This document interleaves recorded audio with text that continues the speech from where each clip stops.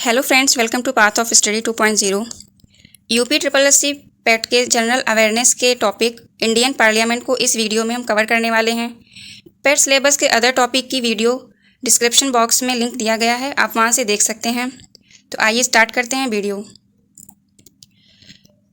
भारत की संसद की संरचना 3 इकाइयों से मिलकर बनी हुई है: लोकसभा, राज्यसभा और राष्ट्रपति। लोकसभा में निर्वाचित सदस्यों की संख्या 543 निर्धारित की गई है, जबकि मनोनीत सदस्यों की संख्या 2 पहले थी।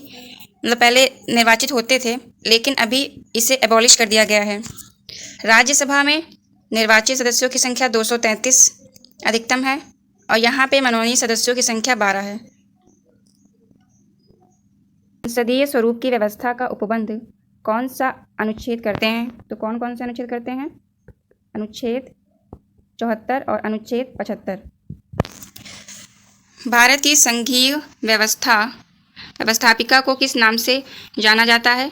तो उसे जानते हैं संसद के नाम से। भारतीय संसद के कितने सदन हैं? 2 सदन हैं। कौन कौन से? लोकसभा और राज्यसभा। संसद के किस सदन को प्रतिनिधि सभा भी कहा जाता है? तो यह कहा जाता है लोकसभा को। संसद का लोकप्रिय सदन कौन सा है? लोकसभा। संसद का स्थायी सदन राज्यसभा को कहा जाता है। भारतीय संसद बनी है लोकसभा, राज्यसभा और राष्ट्रपति से मिलके। कौन सा प्रावधान भारतीय संविधान के अंतर्गत संसद के सदस्यों के विशेषाधिकारों तथा उन्मुक्तियों को निर्धारित करता है? तो वह कौन सा आर्टिकल है? Article number 105। भारतीय संसद के कितने अंग हैं? 3 अंग हैं।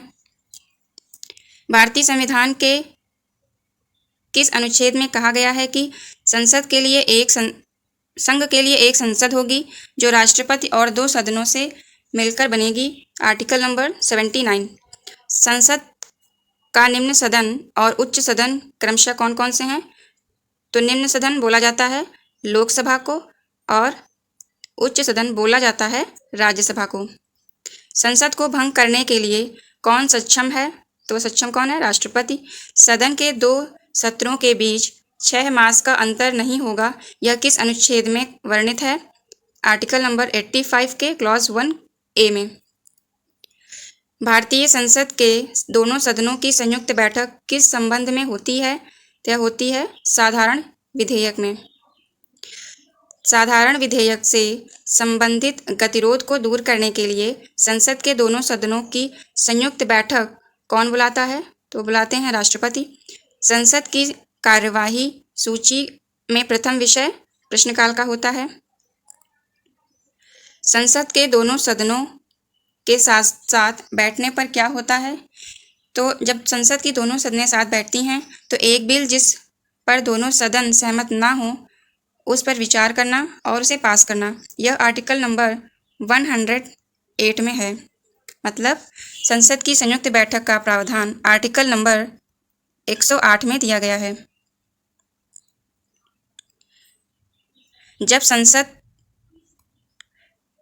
संसद के दोनों सदनों के किसी साधारण विधेयक पर मतभेद हो तो इस गतिरोध को कैसे सुलझाया जाता है? तो दोनों सदनों की संयुक्त बैठक के द्वारा। यहाँ पे भारतीय राज्य व्यवस्था में वरीयता अनुक्रम दिया गया है कि किस पद के बाद कौन सा पद आता है। इसमें जैसे सबसे पहला पद है राष्ट्रपति का, उसके बाद आते हैं उपराष्ट्रपति, फिर प्रधानमंत्री, उसके बाद राज्यों के राज्यपाल, भूतपूर्व राष्ट्रपति 5वें नंबर पे आते हैं।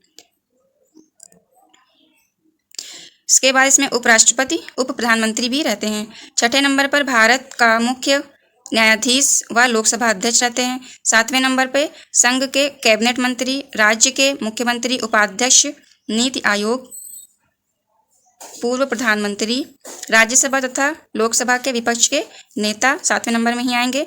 और भारत रत्न सम्मान के धारक जो होते हैं वो भी 7वें नंबर के A में आते हैं। 8वें नंबर पे राजदूत एवं राष्ट्रमंडल दोनों देशों के उच्चायुक्त अपने अपने राज्यों के बाहर राज्यों के मुख्यमंत्री व राज्यपाल। 9 नंबर में आते हैं उच्चतम न्यायालय के न्यायाधीश, उसी के अंदर अध्यक्ष, लोकसभा, संघ लोकसभा आयोग के अध्यक्ष, मुख्य निर्वाचन आयुक्त के अध्यक्ष, मतलब मुख्य निर्वाचन आयुक्त ही आते हैं, और भारत का नियंत्रक और महालेखा परीक्षक 9 नंबर में इंक्लूडेड हैं। 10 नंबर में राज्यसभा के उपसभापति, लोकसभा के उपाध्यक्ष, नीति आयोग के सदस्य, केंद्र में राज्य मंत्री 10 नंबर में शामिल हैं। जबकि 11 में कौन कौन है? 11 नंबर में भारत के महान्यायवादी, मंत्रिमंडल सचिव, अपने अपने राज्य क्षेत्रों के उप राज्यपाल शामिल हैं। 12 नंबर में पूर्ण जनरल अथवा उनके समकक्ष रैंक के सेना अध्यक्ष शामिल है। यहाँ पे इम्पोर्टेंट पॉइंट दिया गया है कि भारत रत्न एकमात्र ऐसा पुरस्कार है जिसे वरीयता अनुक्रम में स्थान दिया गया है। भारत सरकार के निर्णयानुसार संसद का एक सदस्य अपने क्षेत्र के विकासात्मक कार्यक्रमों हेतु कितनी राशि खर्च कर सकता है? तो वह लगभग 5 करोड़ रुपए तक खर्च कर सकता है। यहाँ पे संसद की प्रश्न प्रक्रिया के बारे में दिया गया है।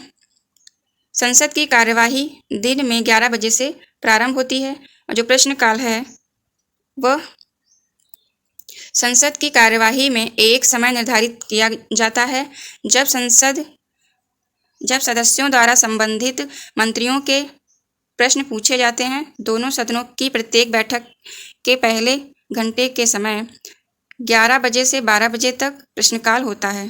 तो जो प्रश्नकाल है वो 11 से 12 बजे तक होता है।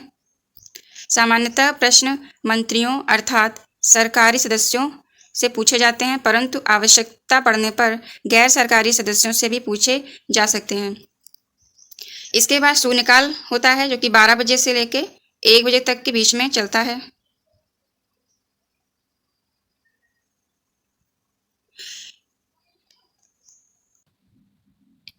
मीडिया जगत द्वारा इस काल को शून्यकाल की संज्ञा दी गई है। शून्यकाल में उठाए गए मामलों के संबंध में कोई विशेष नियमावली नहीं है। ऐसे अविलंबनीय महत्व के मामले शून्यकाल में उठाए जाते हैं जिनके विषय में संसद को पूर्व से कोई सूचना पहले से नहीं दी जाती है। आधे घंटे की चर्चा, इसमें क्या होता है? इसमें जब किसी मंत्री के द्वारा तारांकित अथवा अतारांकित प्रश्नों के दिए गए जवाब संतोषजनक नहीं होते हैं तो मंत्री अध्यक्ष से आधे घंटे की इजाज़त लेकर सदस्यों को जवाब देते हैं। अल्पकालीन चर्चा, इसके तहत लोक महत्व के प्रश्नों पर सरकार का ध्यान आकर्षित किया जाता है। इस तरह की चर्चा सप्ताह में 2 दिन मंगलवार और बृहस्पतिवार को होती है। भारत की संचित निधि से धन निर्गमन पर किसका नियंत्रण होता है? तो वह पार्लियामेंट का नियंत्रण होता है। उसमें किसी संसद सदस्य की अयोग्यता के संदर्भ में निर्णय कौन करता है? तो वह राष्ट्रपति करते हैं। भारत के नियंत्रक और महालेखा परीक्षक की रिपोर्ट की समीक्षा करने वाली संसदीय समिति कौन सी है? उसका नाम है लोक लेखा समिति। भारतीय संसद में लोक लेखा समिति का अध्यक्ष कौन होता है? विपक्षी दल का नेता होता है। संसद के किसी सदस्य की सदस्यता तब समाप्त समझी जाती है जब वह बिना सदन को सूचित किए 60 दिनों तक संसद से अनुपस्थित रहता है। सांसदों के वेतन का निर्णय कौन करता है? तो संसद ही करती है। संसद के कुल सदस्यों का कितना भाग वैधानिक चैम्बर की मीटिंग बुलाने के लिए आवश्यक गणपूर्ति यानी कोरम कितना होना चाहिए? 1/10 होना चाहिए। संसदीय प्रणाली वाली सरकार को अन्य किस नाम से जाना जाता है? तो अन्य इसे संघीय सरकार के नाम से जाना जाता है। भारतीय राजनीति व्यवस्था में कार्यपालिका के अधीन रहकर कार्य करती है, न्यायपालिका करती है। भारत की पार्लियामेंट का उद्घाटन कब हुआ था? 1927 में हुआ था इसका उद्घाटन। संसद के दोनों सदनों का सत्रावसान कौन करता है? लोकसभा अध्यक्ष करते हैं।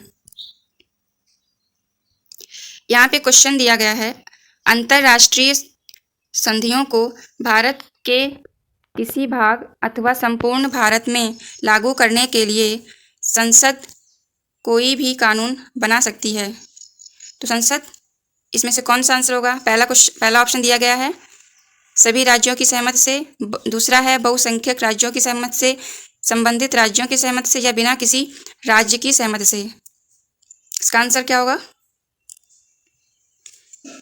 ऑप्शन नंबर डी, बिना किसी राज्य की सहमति से, क्योंकि पार्लियामेंट और अंतर्राष्ट्रीय संधियां पार्लियामेंट ही देखती है, वह किसी राज्य की सहमति नहीं लेती है। नेक्स्ट क्वेश्चन है यहाँ पे, कौन सी प्रथा संसदीय प्रणाली को भारत की देन है? तो वह देन कौन सी है? शून्यकाल। राजनीतिक शब्दावली में शून्यकाल का अर्थ है प्रश्न उत्तर सत्र। Thank you for watching for this video. जय हिंद।